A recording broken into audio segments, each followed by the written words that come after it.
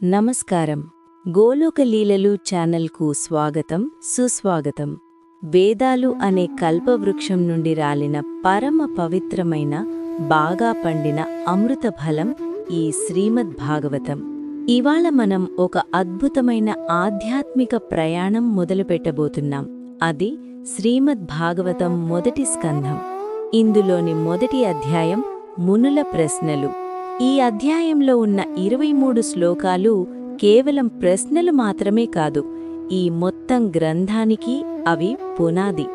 మన జీవితానికి కావాల్సిన పరమ సత్యాన్ని ఈరోజు తెలుసుకుందాం. ఈ గ్రంథం ఓం నమో భగవతే వాసుదేవాయ అనే పవిత్ర మంత్రంతో మొదలవుతుంది.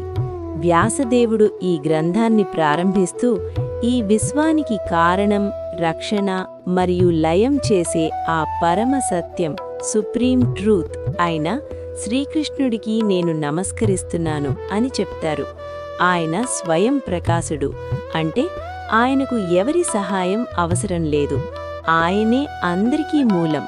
ఈ భాగవతంలో లౌకిక స్వార్థంతో కూడిన కోరికలు లేవు.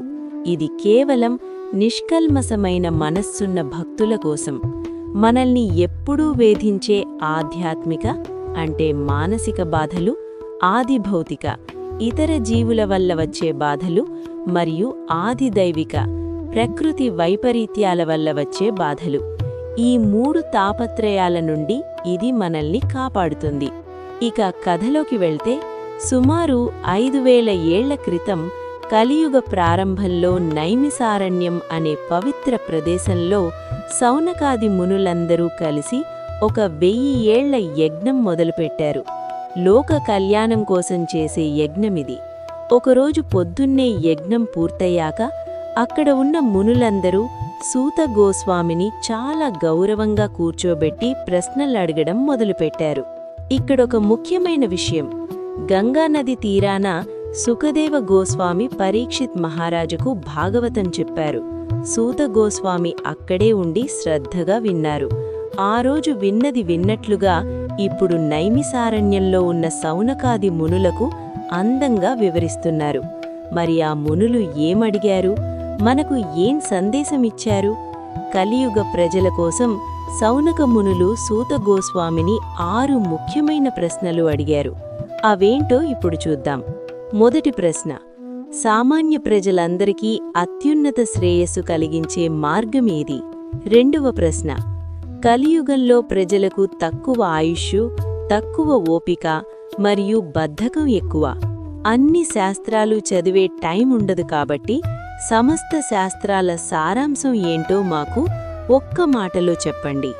మూడవ ప్రశ్న, అసలు భగవంతుడు దేవకీ వాసుదేవుల పుత్రుడిగా ఈ లోకంలోకి ఎందుకు అవతరించాడు? ఆయన రాక వెనుక ఉన్న ఉద్దేశమేంటి? నాలుగవ ప్రశ్న, శ్రీకృష్ణ నామం ఎంత శక్తివంతమంటే భయంకరమైన ఈ సంసార చక్రం నుండి మనల్ని తక్షణమే కాపాడుతుంది. ఓ సూత గోస్వామి, భగవంతుడు వివిధ అవతారాలు ఎత్తి చేసిన పుణ్య కార్యాల గురించి మాకు వివరించండి. ఐదవ ప్రశ్న, శ్రీకృష్ణుడు, బలరాముడు ఈ లోకంలో మనుషుల్లా నటిస్తూ చేసిన ఆ దివ్య లీలలు మాకు చెప్పండి. అవి ఎంత విన్నా మాకు ఇంకా వినాలని అనిపిస్తుందే తప్ప తనివి తీరడం లేదు. ఆరవ ప్రశ్న చాలా ముఖ్యమైనది. యోగీశ్వరుడైన శ్రీకృష్ణుడు తన ధామమైన వైకుంఠానికి వెళ్ళిపోయాక ఈ లోకంలో ధర్మం ఎవర్ని ఆశ్రయించింది? ఇప్పుడు మనకు ధర్మాన్ని చూపించే దిక్కు ఎవరు? రెండవ అధ్యాయం, దైవాభక్తి. మునులు అడిగిన ప్రశ్నలకు సూత గోస్వామి చాలా సంతోషించి మొదటగా తమ గురువైన సుఖదేవ గోస్వామికి నమస్కరిస్తూ, సుఖదేవుడు ఎంత గొప్పవాడంటే ఆయన పుట్టగానే సన్యాసిలా అడవులకు వెళ్ళిపోయారు. ఆయన హృదయంలో మొత్తం ప్రపంచం ఉన్నట్లుంటుంది అని కొనియాడారు. తర్వాత నారాయణుణ్ణి, నారద మహర్షిని, సరస్వతీదేవిని మరియు వ్యాసదేవుడికి ప్రణామం చేసి కథ మొదలుపెట్టారు. మునులు అడిగిన మొదటి ప్రశ్నకు సమాధానం, మనుషులందరికీ అన్ని ధర్నాల కంటే గొప్పది శ్రీకృష్ణుడిపై ఉండే నిష్కామ భక్తి. ఏదైనా కోరికతో చేసే భక్తి కంటే ఏం ఆశించకుండా చేసే భక్తి మాత్రమే మన ఆత్మకు తృప్తినిస్తుంది. మనం చేసే పనుల వల్ల, ధర్మం వల్ల భగవంతుడిపైన ప్రేమ కలగకపోతే ఆ పనులు కేవలం వృధాశ్రమ మాత్రమే. పరమ సత్యాన్ని 3 రకాలుగా అర్థం చేసుకోవచ్చు. అంతటా నిండి ఉన్న బ్రహ్మన్, శక్తి, మన హృదయంలో ఉండే పరమాత్మ మరియు వ్యక్తి రూపంలో భగవంతుడు. శ్రీకృష్ణ కథ మనం వింటే ఏం జరుగుతుంది? మన హృదయంలో ఉన్న మురికిని, కామం, క్రోధం నీ భగవంతుడే స్వయంగా కడిగివేస్తారు. ఎందుకంటే ఆయన భాగవతం వినేటప్పుడు మన మనసులోనే ఉంటారు కాబట్టి. ప్రతిరోజూ భాగవతం వినాలి.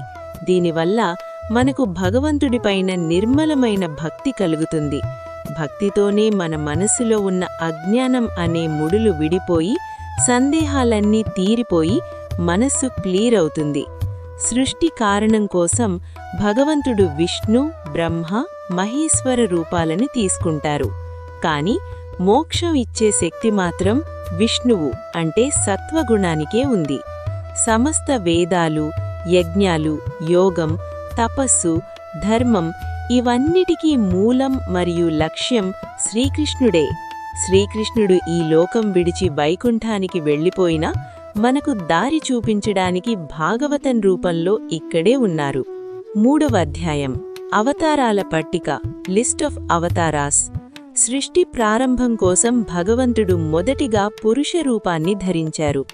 ఈ రూపంలోని అవయవాల్లోని సమస్త లోకాలు ఉన్నాయి. ఈ విశ్వంలో మనం చూసే ఈ గ్రహాలు, నక్షత్రాలు అన్నీ కూడా ఆ భగవంతుడి శరీర భాగాలే. మనం విరాట్ రూపం అని అంటాం కదా, ఆ స్వరూపంలోనే అన్ని లోక వ్యవస్థలు అమర్చి ఉన్నాయి. ఆ పురుష స్వరూపం చాలా దివ్యమైనది. ఆయనకు వేల కొద్ది కళ్ళు, చేతులు, తలలు మరియు కాళ్ళు ఉన్నాయి. ఆయన చేసే ప్రతి పని ఈ సృష్టిపైన ప్రభావం చూపిస్తుంది. ఈ లోకానికి కావాల్సిన విత్తనాలు అన్నీ ఆయన దేహంలోనే భద్రంగా ఉంటాయి. గర్భోదక సాయి విష్ణువుగా ఉన్న ఆ భగవంతుడి నాభికమలం నుండి ఒక పద్మం వచ్చింది. ఆ పద్మం నుండే సృష్టికర్తైన బ్రహ్మదేవుడు ఉద్భవించారు. మన సృష్టి మొత్తానికి ఇదే మొదటి అడుగు. భగవంతుడు తన దివ్య శక్తితో ఈ రూపం ధరించి మన అందరికీ కనిపించేలా అవతరించారని 22 ప్రధాన అవతారాలను సూత గోస్వామి వివరించారు. సనత్ కుమారులు బ్రహ్మదేవుడి మానసపుత్రులుగా జన్మించిన కుమారులు అంటే సనత్, సనక, సనందన, సనాతన. వీరు బ్రహ్మచర్య మహిమని ప్రపంచానికి చాటి చెప్పారు. వరాహ అవతారం భూదేవిని హిరణ్యాక్ష అనే రాక్షసుడు పాతాళలోకానికి తీసుకువెళ్లినప్పుడు భగవంతుడు వరాహ రూపంలో వచ్చి భూమిని తన కొమ్ముపైన పెట్టి కాపాడి పైకి తెచ్చారు. నారదముని దేవర్షి నారదుడుగా అవతరించి భక్తియోగాన్ని ప్రపంచమంతా ప్రచారం చేశారు. దేవతలకు కూడా భక్తంటే ఏంటో నేర్పారు. నరనారాయణ ధర్మరాజు పుత్రులుగా బదరికాశ్రమంలో తపస్సు చేశారు. కామ, క్రోధాలు అంటే లస్ట్ అండ్ యాంగర్ని ఎలా జయించాలో నేర్పారు. కపిలముని తమ తల్లి దేవహుతికి సాంఖ్యయోగాన్ని అంటే ఆత్మజ్ఞానాన్ని ఉపదేశించి ఈ ప్రపంచంలో ఉన్న మాయని ఎలా దాటాడి అనేది చెప్పారు. దత్తాత్రేయ అనసూయ, అత్రి మహర్షుల పుత్రుడిగా జన్మించి అలర్కుడు మరియు ప్రహ్లాదకు ఆత్మవిద్యని నేర్పారు. యజ్ఞ స్వయంభూవ మన్వంతరంలో యజ్ఞ రూపంలో అవతరించి లోక కళ్యాణం కోసం పాలన చేశారు. ఋషభదేవ కింగ్ నాభిపుత్రుడిగా జన్మించారు. మోక్ష మార్గం కోసం సంసారాన్ని త్యజించి పరమహంస స్థితిని ప్రపంచానికి చూపించారు. మన ఇంద్రియాలని ఎలా అదుపులో ఉంచుకోవాలో చూపించాడు. పృథు భూమిని పాలించిన మొదటి చక్రవర్తి. భూమి నుండి మనకు కావాల్సిన ఆహారం, సంపద ఎలా తయారు చేసుకోవాలో వీరు చూపించారు. మత్స్య అవతారం ఒక పెద్ద చేప రూపంలో వచ్చి ప్రళయకాలంలో వేదాలని మరియు మనుని కాపాడి సృష్టి ఆగిపోకుండా చూశారు. కూర్మావతారం పాలసముద్ర మథనం జరిగినప్పుడు మందర పర్వతాన్ని తన వీపుపైన మోయడానికి తాబేలు రూపంలో వచ్చారు. ధన్వంతరి ఆయుర్వేదాన్ని పరిచయం చేస్తూ రోగాలను తగ్గించే మార్గాలను మరియు అమృత కలశాన్ని మనకు అందించారు.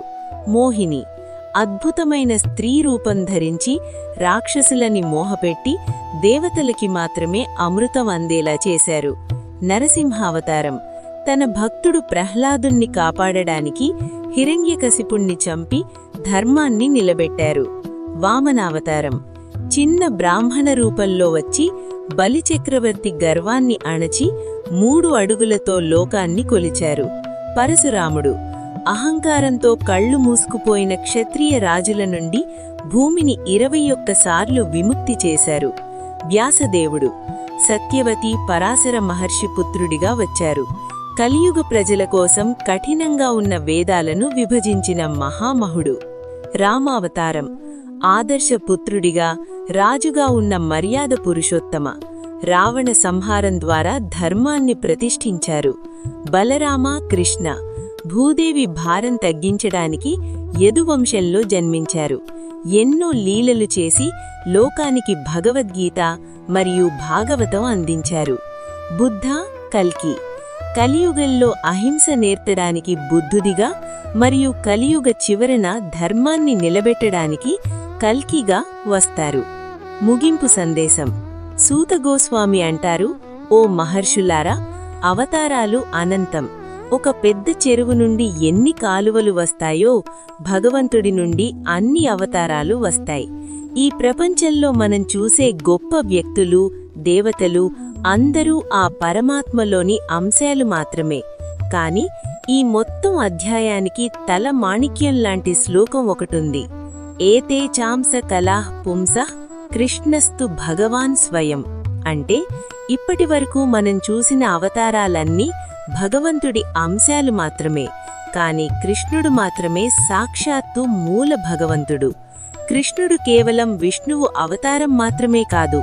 విష్ణువులందరూ అవతారాలన్నీ కృష్ణుడి నుండే వస్తారు. ఆయనే మూల స్తంభం. మీరు ఎప్పుడైనా కన్ఫ్యూజ్ అయితే ఈ ఒక్క శ్లోకం గుర్తు చేసుకోండి. కృష్ణస్తు భగవాన్ స్వయం.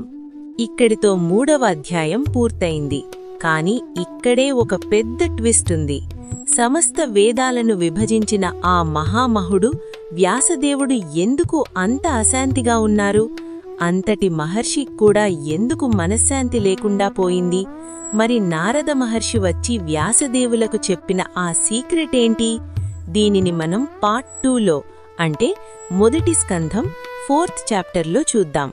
ఆ చాప్టర్ మిస్ అయితే అసలు భాగవతం ఎందుకు పుట్టిందో అర్థం కాదు. కాబట్టి అస్సలు మిస్ చేయకండి. ఈ 22 అవతారాల గురించి మీకు ఇంకా డీటెయిల్డ్గా వీడియో కావాలంటే తప్పకుండా అవతారాస్ అని కామెంట్ చేయండి. ఈ ఆధ్యాత్మిక ప్రయాణంలో మాతో పాటు కొనసాగడానికి మన గోలోక లీలలు ఛానల్ని వెంటనే సబ్స్క్రైబ్ చేసుకోండి.